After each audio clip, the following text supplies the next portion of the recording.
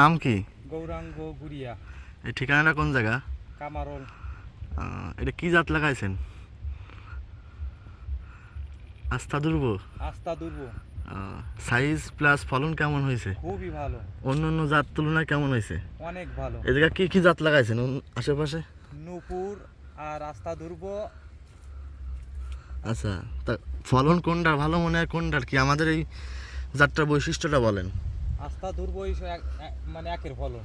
আচ্ছা, সাইজ একটা ফলের সাইজ কতটুকু হয়েছে? 100 থেকে 80 গ্রাম। আচ্ছা, 100 থেকে সর্বনিম্ন 80 থেকে 100-120 গ্রাম পর্যন্ত হয়। হ্যাঁ।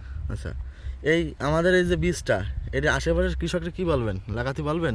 খুবই ভালো ফলন, এইটাই লাগাতে বলবো যে এইটাই।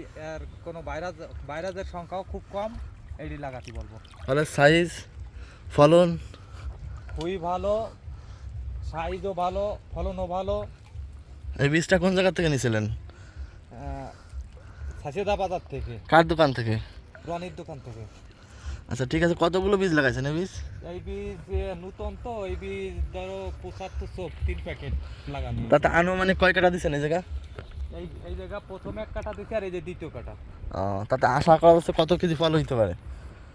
আশা করা যাচ্ছে প্রথম কাঠায় ধরো 1 মনের মতো হয়েছে, দ্বিতীয় কাঠায় 1.5 মনের মতো হবে। আচ্ছা, ঠিক আছে।